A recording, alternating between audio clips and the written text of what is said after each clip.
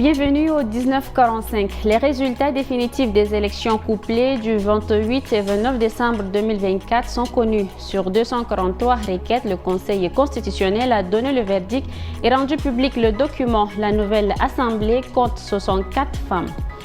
Santé au Tchad, le programme pour l'éradication de la maladie du ver de Guinée a été au centre de la revue annuelle de l'OMS, le Centre Carter et le ministère de la Santé publique. Des pistes de solutions phares sont en vue.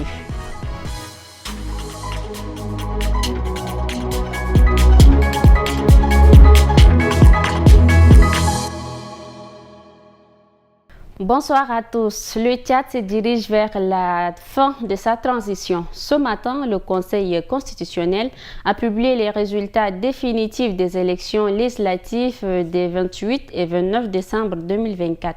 Comparé aux résultats provisoires, il n'y a pas de changement majeur. Nous en disent ainsi Dalepol et Bonaventure Alombay dans ce récit rendu par Hassan Mordim Lela. L'audience est solennelle. Le Conseil constitutionnel a examiné 243 requêtes et en a rejeté une trentaine et invalidé 2312 procès-verbaux. Les requêtes concernent, entre autres, la contestation de l'élection de certains députés, l'annulation des résultats dans leur globalité ou encore le recomptage des voix. D'un volume de 237 pages, la première décision du Conseil constitutionnel de cette année 2025 relative à la publication de la liste définitive de 188 personnes qui siégeront à l'Assemblée nationale est dominée par le mouvement patriotique du salut au pouvoir. Et cette liste est diversement appréciée. C'est quelque chose qui est déjà préparé, donc ce n'est pas surprenant. Nous savons que nous allons arriver à ces points parce qu'il n'y a pas la différence entre l'ange et le Conseil constitutionnel. En ce qui me concerne, même si à titre personnel, je suis satisfait d'avoir été confirmé comme député du département de la Pendé, et surtout la province du Logone oriental. La DAR, la dynamique de l'Alliance républicaine, a présenté beaucoup de candidats qui ne sont pas retenus. Et moi, je pense que ce n'est pas parce qu'ils ont échoué, mais simplement nous avons un code électoral qui a des insuffisances énormes. Du coup, on se retrouve avec pratiquement la même situation que le résultat provisoire. Même au-delà, c'est que nous avons une situation conflictuelle qui était celle du Lagoué, qui nous a été retirée. Du coup, on se retrouve avec une situation qui ne nous plaît pas, mais nous sommes un parti républicain que nous ne pouvons qu'accepter les résultats que les institutions de la République proclament. Parmi les 188 députés de la 4e législature, il y a 64 femmes, un nombre élevé comparativement aux législatures précédentes. Lors d'une audience solennelle tenue dans l'après-midi de ce 21 janvier, la Cour suprême a aussi proclamé les résultats définitifs des élections provinciales et communales du 28 et 29 décembre 2024. La Cour a reçu et traité 227 requêtes. 23 ont été jugées irrécevables, 35 récevables mais sans objet, 10 récevables mais partiellement fondées et 159 récevables mais non fondées. D'après la Cour suprême, les provinciales n'ont pas été contestées dans 33 départements et les communales dans 60 circonscriptions électorales. Les résultats de ces élections sont disponibles sur la page Facebook de la Cour suprême. Autre chose, ce 21 janvier, les jeunes de Hadjar Lamis ont investi Moussa Koki Barkay comme candidat aux élections sénatoriales de février 2025. Il a déposé sa candidature sur la bannière du mouvement patriotique du salut et devient ainsi le 13e candidat de cette province. Compte rendu de Yankingem Karine, Yves Dangourbe et Habiba Anguini. Moussa Koki Barkay a déposé sa candidature au secrétariat général du MPS à Hadjar Lamis, où elle a été réceptionnée par Abakar Moussa Kali. Ainsi, il devient le 13e candidat déclaré dans cette province. Mon choix, ce n'est pas un choix d'hasard. Toute la jeunesse du département de Haraz al-Biar, en particulier et en général pour la Hadjar Lamis, ont demandé que je me présente et j'ai répondu oui. Ses partisans estiment que son dévouement et son soutien constant à la communauté font de lui un candidat idéal pour représenter leurs intérêts. Les travaux de la revue annuelle du programme d'éradication de la maladie du ver de Guinée au Tchad sont ouverts depuis ce matin à N'Djamena. Dans un hôtel de la place, la rencontre a vu la présence du représentant du centre Carter, de la représentante de l'OMS au Tchad et du ministre de la Santé publique. Le point avec Bekoutou Junior. Cette rencontre est une étape cruciale pour faire le point sur les succès et les défis dans la lutte contre la maladie du ver de Guinée au Tchad. Elle vise également à identifier les solutions adaptées pour accélérer son éradication. Cette maladie négligée est bien connue au Tchad que la représentante de l'OMS présente comme un exemple. En 2024, le Tchad faisait partie des 6 pays africains ayant rapporté des cas humains et ou des infections animales au ver de Guinée. Pour une fois, depuis plusieurs années, le Tchad n'est plus le pays dans le monde qui rapporte le plus de cas humains et d'infections à cette maladie. En effet, selon les données provisoires disponibles, sur les 11 cas humains rapportés dans le monde en 2024, le Tchad en a rapporté 5 contre 9 l'année dernière, soit une réduction de près de 50%. Cette réduction est similaire pour les infections animales et c'est la première fois depuis 2010 que le pays rapporte le nombre de cas le plus bas. Malgré les efforts déployés, le Tchad enregistre encore le plus grand nombre de cas d'infections humaines et animales. Selon le ministre de la Santé publique, le pays demeure l'épicentre de cette maladie, ce qui souligne l'urgence de renforcer les actions de lutte. Vous voyez, le Tchad devient l'épicentre de la maladie. Et la stratégie consiste à freiner d'ici 2026, d'où l'intérêt d'accélérer la stratégie d'arrêt de transmission. Mais en 2030, tout le monde espère l'éradication de la maladie du ver de Guinée. D'où l'intérêt de coordonner de façon suffisamment attentive les stratégies que nous allons mener au Tchad. L'objectif est ambitieux, éradiquer la maladie du ver de Guinée d'ici 2030. Cependant, cet objectif ne pourra être atteint sans une coordination efficace des actions et des ressources.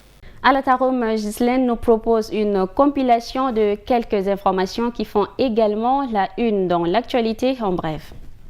Le président de la République, Maréchal Mahamat Idriss Déby Itno, a reçu ce matin les vœux de Nouvel An des chefs des missions diplomatiques et représentation des organisations internationales accréditées au Tchad.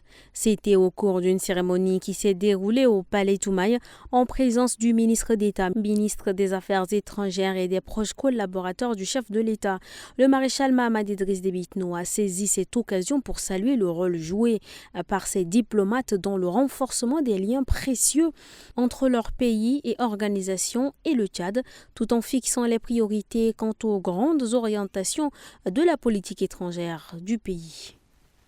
Ce jour 21 janvier, Idriss Ahmad Kreyo, directeur général adjoint de la protection civile, a inauguré un atelier de validation interne du plan stratégique de la direction générale de la protection civile au ministère de l'administration du territoire et de la décentralisation. Cet atelier vise à fournir des textes juridiques à la direction générale qui, bien qu'elle collabore avec plusieurs ministères sur la réduction des risques de catastrophe, assure le leadership dans ce domaine. Cela s'inscrit dans le cadre des décrets établissant son rôle crucial face au risque de catastrophe au Tchad.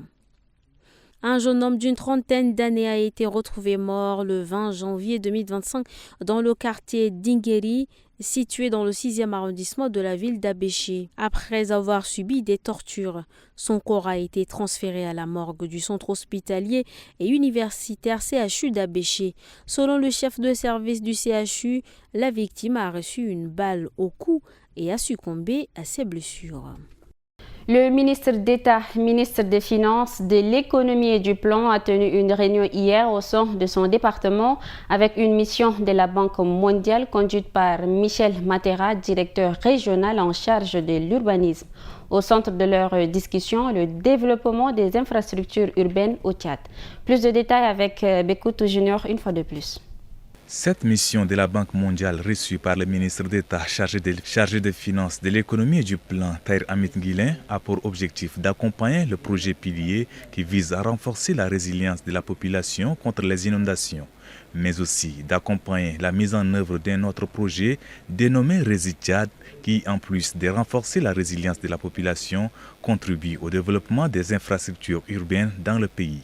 Donc on a discuté de ça et on a discuté aussi de l'importance de l'urbanisation au Tchad, à la fois sur N'Djamena, donc l'importance de réfléchir dès aujourd'hui à comment faire de N'Djamena une grande ville moderne, avec des services qui fonctionnent, mais également comment projeter l'urbanisation dans les villes secondaires du pays, dans le cadre aussi de la réflexion sur le plan national de développement.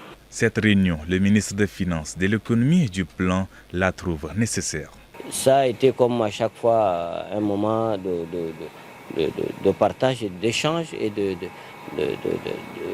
d'entente pour trouver des solutions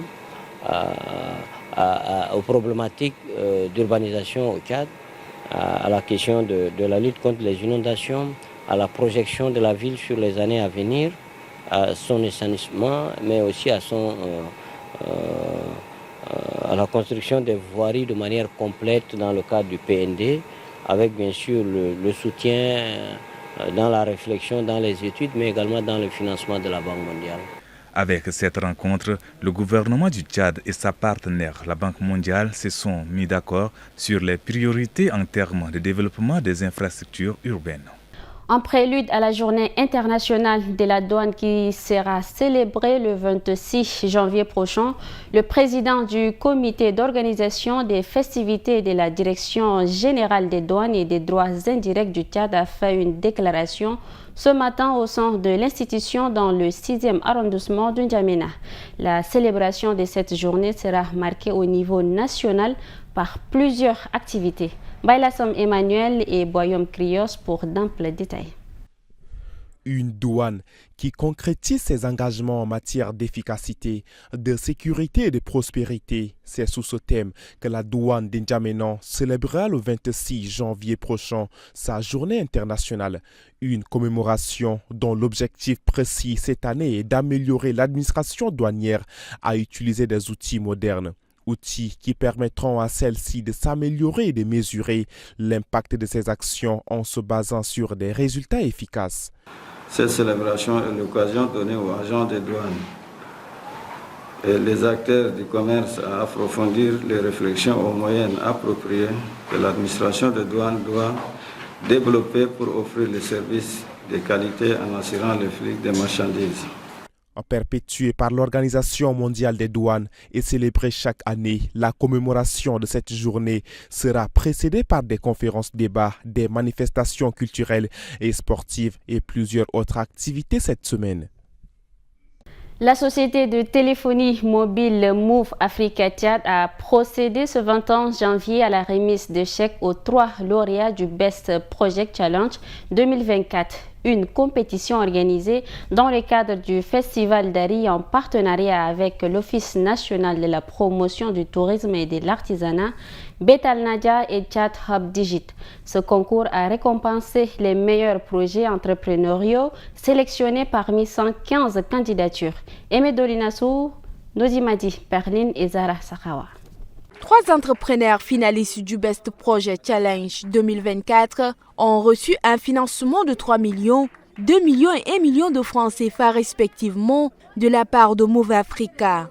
Les 7 autres finalistes ont reçu des kits de connexion Internet et une somme de 5 000 francs CFA en guise d'accompagnement offerte exceptionnellement par le directeur général de Move Africa. Cette compétition, organisée lors du Festival d'Ari, a permis de mettre en lumière des projets novateurs après un processus de sélection rigoureux. Le représentant de l'ONPTA a salué l'initiative du Festival d'Ari qui joue un rôle clé dans la promotion de l'entrepreneuriat au Tchad. Il a également remercié Move Africa pour son engagement à soutenir financièrement les jeunes entrepreneurs. Nous sommes arrivés aujourd'hui aussi à progresser et arriver aujourd'hui à ce que nous on appelle le Best Challenge Project. Ça, c'est des projets innovants, structurants et qui méritent d'être félicités et encouragés. Lors de la cérémonie, le directeur général de Move Africa, Mohamed Dixi, a souligné l'importance de l'innovation dans le monde des affaires. Il a encouragé les jeunes entrepreneurs à croire en leurs idées et à travailler pour les concrétiser. Cet esprit de partenariat, d'entrepreneuriat